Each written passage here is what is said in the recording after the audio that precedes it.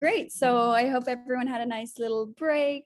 The sessions have been really amazing so far. Yeah, so today I'm going to be sharing about cycle tracking and nutrition. This is a big old topic, so I'm going to try to zoom through it a little bit, but it's really, really broad and there's a lot to cover in just a few minutes. If you have any questions, do put them in the chat box and I'll try to get to them. But like I said, today's just going to be like an introduction session to cycle tracking and eating for your cycle. So I'll just quickly share a little bit about my background. So I actually just started tracking in December 2020, and that's where I came across fertility awareness. After 2 failed attempts of the non-hormonal IUD, they tried to insert it, didn't work. Universe's way to guide me onto the fertility awareness path. It was like, it was meant to be.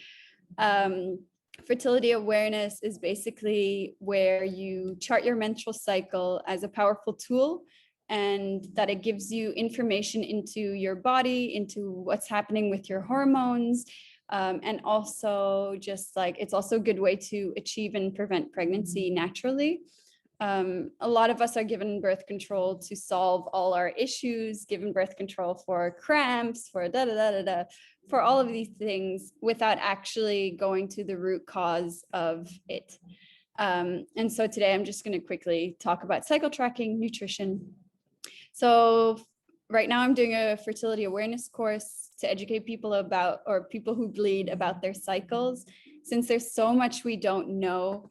For example, like I was 30 when I found out that you can only get pregnant 6 days in total in your cycle. Like that's quite appalling.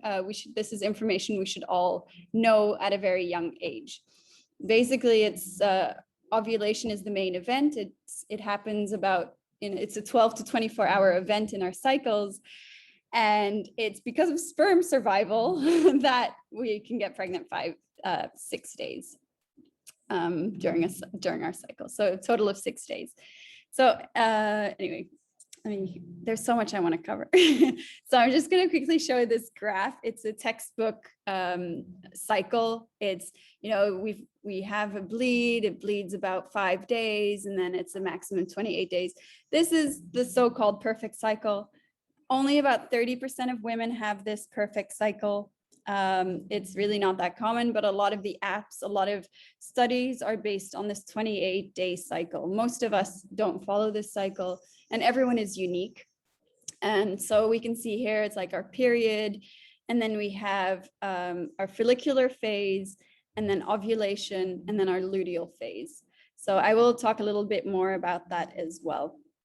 And so once you understand your cycle better, you'll be able to also live more according to those energy drops, those feelings of, we go through phases where we're like super hyperactive and we have all the energy in the world, to then a very low crash.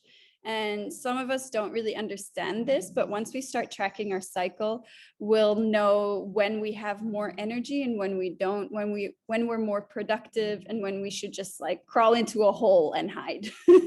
And so it's very interesting. Once you start living with according to your cycle, there are a lot of things that you can manage and control.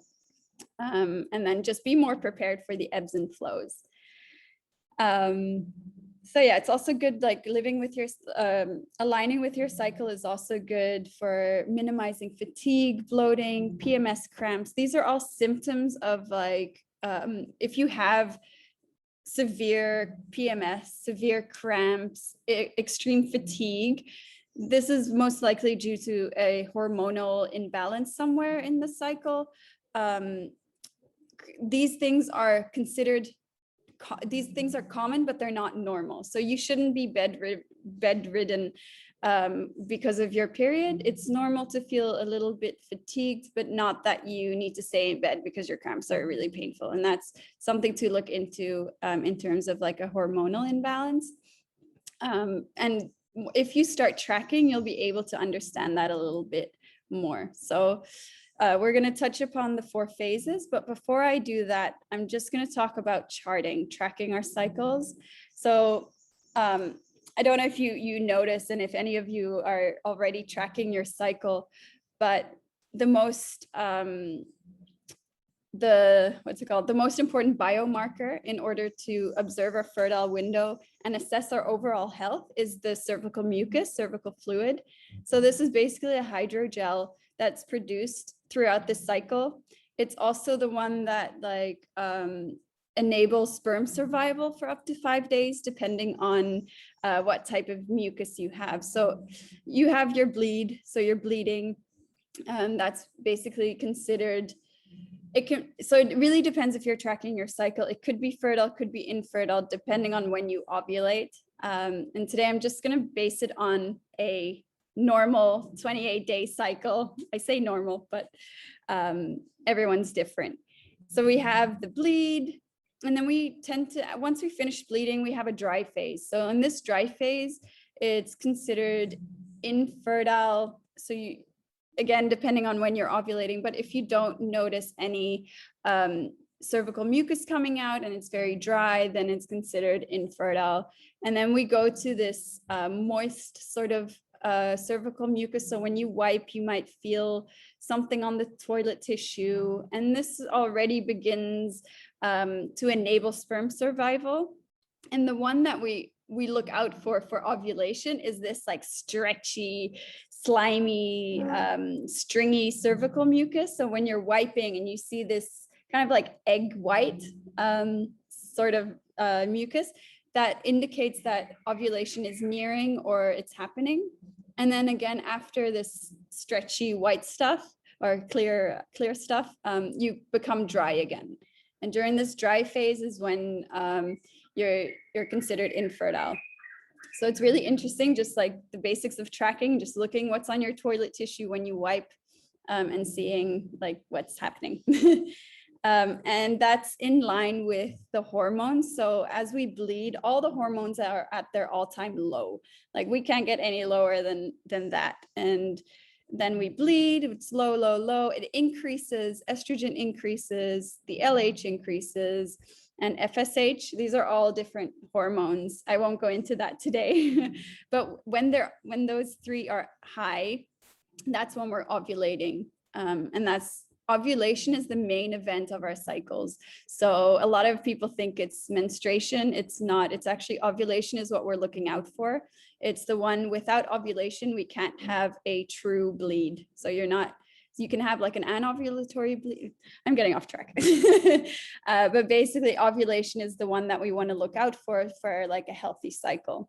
That means that all hormones have reached their maximum, and then once ovulation has happened, the egg has been released, they drop back down, but progesterone increases. So progesterone is the one that causes our cervical mucus to dry up so that we become dry, again, when we wipe. Another thing that you can start tracking is your cervical position. This takes a lot more time, I guess, because you need to do it every day in order to see or feel a difference. Basically, the cervix responds to estrogen and progesterone. Estrogen causes the cervix to rise up and become softer, kind of like your inner lip. It becomes soft and more open. And then progesterone, so after you've ovulated, the cervix sits lower and becomes firmer, like the top of your nose. So it's only when you're really feeling it every day that you'll notice a difference around ovulation. It's really cool. And yeah, you can just check in the shower. It takes about 10 seconds. You just kind of squat down, put your fingers in there, feel around, and just observe the sensations. And then we've got the basal body temperature. This one's also super cool for tracking. I've just shown you two of my charts. So basically, basal body temperature is your resting body temperature after at least 4 hours of sleep. And your body temperature will rise after ovulation. Like there will be a clear shift after ovulation because of the progesterone in your body. So this allows us to look for two different phases. For example, here we can see this phase is lower than up here. Like I've ovulated somewhere around here, which is consistent with my cervical mucus, this dark blue.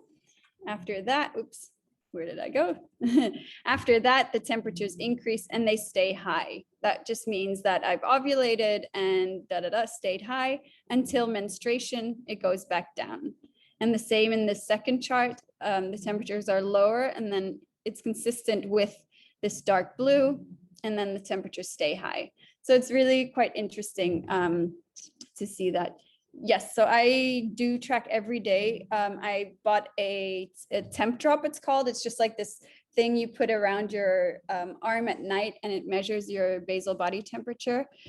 It's great if you have problems with sleep, like if you wake up a lot, it kind of filters out the noise and you getting up in the middle of the night. Other people use, I've also tried the oral temperatures.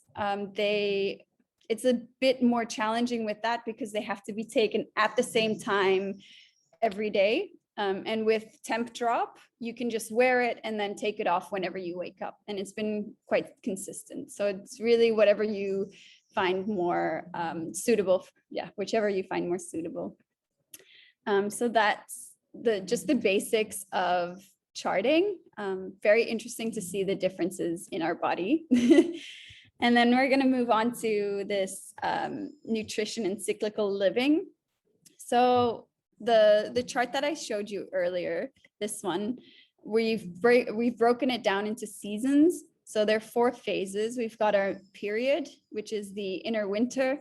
Then we've got the follicular right after our period, which is our inner spring. Then we've got ovulation, which is summer. And then we've got autumn, which is the luteal phase, so post-ovulation. And we use the seasons because it's quite similar to how we feel during the different phases of our cycle. So a period, so the inner winter, it starts the first day of our true bleed. So when you feel like you have to put in your cup or your tampon or wear a pad, and it usually lasts like 3 to 7 days. It's called the inner winter. And this is where all our hormones are at its all-time low. You might be feeling tired, you might be feeling grumpy, you just don't really want to go outside. Our uterus is shedding if you're not pregnant. And it's a signal for us to just slow down, stop, just whatever you're doing, take that time if you can to just rest. Let me go back to the slide. Rest. And I know like it's not always possible for everyone to take this time off, but then we can also shift our life in doing things more introverted, focusing more on ourselves, not really going to all the social events, just like breaking everything down and doing things for you, reflecting, and not so much this action time. The problem is if you don't slow down, you may run up on empty later on, causing other hormonal issues like PMS in your luteal phase. So it's really important to start like living along with your cycle. For example, I made a mistake a couple of months ago by really exercising a lot on my cycle, and the rest of the month I was just like tired the whole time and didn't understand until like I'm living with my cycle now and really respecting the rest that my body needs. And the same with eating sugars. So I try to avoid any additional sugars now because I noticed the direct impact on my cramps. So if I'm eating a lot of sugar, a lot of sweets, my cramps tend to be a lot worse than when I've cut it out for the month. And it's additional sugar. So sugars like fruit and things is completely fine. But yeah, and the occasional chocolate here and there, cookie here and there is fine as well. But, sometimes we have periods where we just binge on cookies. And I found that those periods tend to lead to more cramps. So the food that we could be eating for this cycle is, hold on, chat box. The food that we could be eating and focusing on is more of the warm food, the stews, the soups, just like very nutrient dense, hearty food, ginger and turmeric to lower the inflammation, and then like broccoli, spinach, just like very yeah, very warm, comforting foods. And also drinking warm things as well to help with the cramps and the clotting. Because the warming fluids, they'll keep the blood flowing and assist with the cramps. So it's also nice to just, yeah, have chamomile tea or whichever tea you choose to just calm down and things like that. And then the anti-inflammatory spices, like I said, turmeric, ginger, cinnamon, cardamom, things like that. So it's really about that, like warm stews, soups, yeah. And then I just added something quickly about movement. So because our hormones are at its all-time low, we should focus more on like restorative exercises like walking, stretching, and high intensity exercises can do the opposite. So you can actually be wasting your muscles. You won't be building anything up. It'll just be, it's seen as like wasting your muscle energy because it'll be counterproductive, because it causes like cortisol to spike instead. So exercise should just, yeah, be at its minimum. But if for some reason like you feel very energized, then of course, yeah, just listen to the energy in your body. Yeah, and so the winter is all about relaxing. So we're coming into spring now, and so as we know, like spring is where we start to wake up. It's getting warmer. It's this like pre-ovulation phase. We're starting to blossom, feeling more energy. Estrogen is rising, and we just start feeling a little bit more alive, full of hope, optimistic, creative. So it's the perfect time to get curious about things again, starting new projects, think big. So we can basically believe that anything can happen, plan for things. And yeah, just it's all about renewal, new beginnings, becoming more creative. And this part is in terms of food, we have more of the like fresh, colorful, vibrant, light foods, the ones that make us feel a little bit more energized, like salads and lettuce and hummus and peppers. Although our appetite might decrease after our bleed. So think more like veggies, a lot of energy sustaining grains like oats and wheats. Overnight oats is also a great one. And yeah, probiotics for the gut health as well. So kimchi, sauerkraut, kombucha, miso, fermented foods, all those things are also good for this phase. So it's all about eating to energize and getting that digestion started again as well after our bleed. So like having lemon water in the mornings is also good. So in terms of movement and exercise, because our hormones are rising, and so there's more energy for harder workouts. So now we can start doing that cardio again, the biking, the high intensity things as well. And it's a time to start being more social, start going out again, becoming more creative. Confidence is also rising again. And yeah, so that's the next one.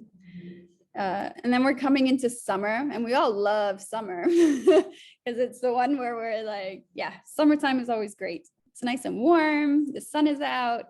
And this is where you're probably familiar with this. Whenever we think about ourselves, it's always this 2.0 version, this like, oh my gosh, remember the time I was so confident?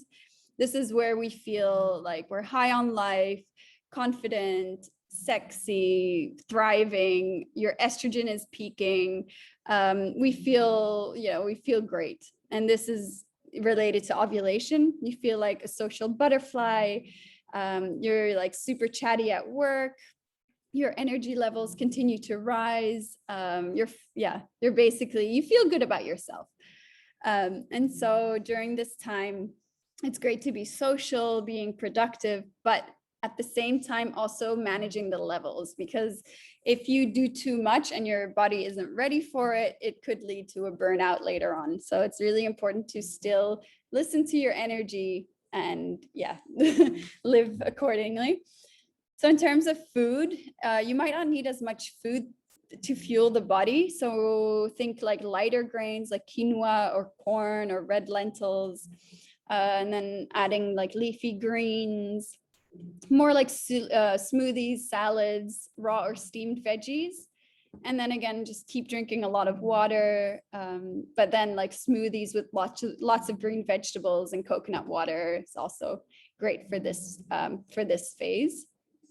And then in terms of movement, this is our peak energy. This is where we can do endurance-based exercise, body weight training, again, high intensity exercises, kickboxing, sprints, anything. Your energy is at its all-time high. So give yourself a little push and like a motivational prep talk or pep talk to then continue going, pushing yourself a little harder than normal. And then we come back into our inner fall. So this one is after ovulation, the luteal phase. We're winding down again, coming back down. The leaves, you know, literally in autumn, the leaves start to change and turn and fall. And now your estrogen and progesterone start to dip. They go down and down. Progesterone is the hormone which is all about slowing down. So think more towards the end, like chill time, chill time, Netflix time.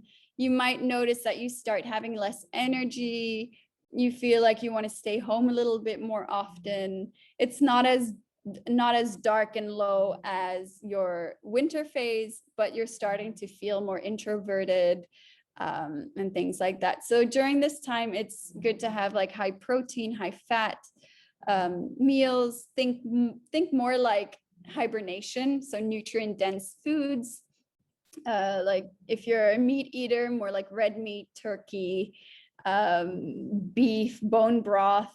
And if you're not, then more like sweet potato, rice, nuts, nut butters. So basically a whole different, focus more on this hibernation food, comfort food for the second half. So once you get closer to your winter phase, think more of like the stews and the warm things as well. And then we're coming into movement. For this one, in the first week, we're still feeling quite energized. So the first half of this phase, we're still, we still have that estrogen that's high. And then once it starts dipping towards the latter part of the luteal phase, we should tone down the exercise. You can still do Pilates and yin yoga and a bit of resistance exercise, but think more like healthier exercise than harder. Not so much like the ovulation phase, we could go hard. Now we want to start thinking more with our mind, thinking healthier ways to exercise.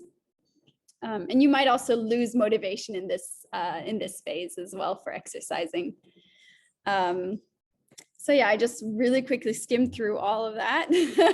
That's also, if you have any questions, do feel free to ask. I'm just going to check in the chat box. Yes, PMS, got my period. So the PMS usually comes in the luteal phase. So in the inner autumn is when we start feeling the PMS symptoms and the cramps start to come. But wonder if extra tired just being best. Oh yeah, definitely good question, good comment about the vaccine as well. I've heard as well that it caused some women to have more extreme cycles, heavier bleeding, and things like that. So yeah, definitely could be related. So if there are any more questions, this is very like this whole fertility awareness journey is very interesting. Just learning about your cycle, learning about what we should or could be eating, and just living with our cycles. Let's see if there's any. It's called temp drop. It's literally just like it looks like a drop, and you just place it under your arm, and it just sits here. You switch it on. It's not like an Apple Watch. It's literally just designed for measuring your body temperature. I've just put the name of the thing in the chat box. If you are curious about buying it, I do have like a $10 discount code which, yeah, if you want to buy it, let me know. Or I can just share more information about it, like the pros and the cons. And the IUD, yeah, it just didn't work. They tried to insert it twice into my cervix, and my cervix was like, no, twice. And then they were like, oh, let's put you under anesthesia and we'll put it in that way. I'm like, no way. So it was just the universe's way to come onto this fertility awareness journey. Temp drop, yeah, like for me, I don't feel it. I'm also not a very sensitive sleeper, so for me, I don't feel it. I know that some people don't like the band, so there are other people that have a different band that you wear. Some people put it in their bra, so just like over here, so they just sleep with a bra and put it near their breast.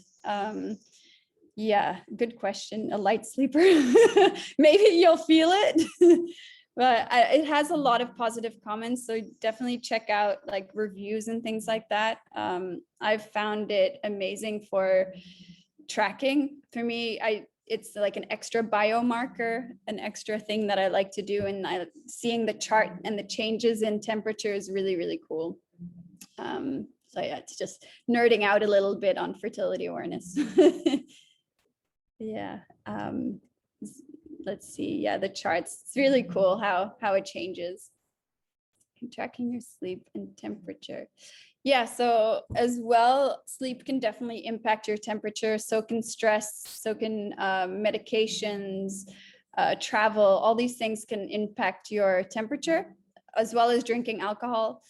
For me, I haven't really, actually, no, that's a lie. I have noticed when I have lack of sorry, there's someone at the door. When I don't sleep well, then temperature tends to be lower than when I do have like a normal night.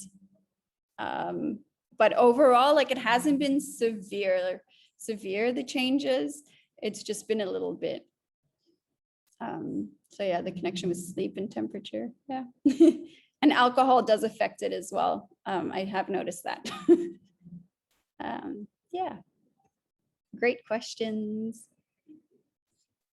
Thank you so much, Odette. Thank you. And so interesting, like the connection. I love that you talked about like the seasons and also like the nutrition aspect, because that really ties in well, even to like Chinese medicine. Like I'm working with Chinese herbal medicine at the moment, and similar in regards to, you know, your body temperatures at different times of the month, and nourishing that and nourishing your chi. So love how that's all connected. It's amazing.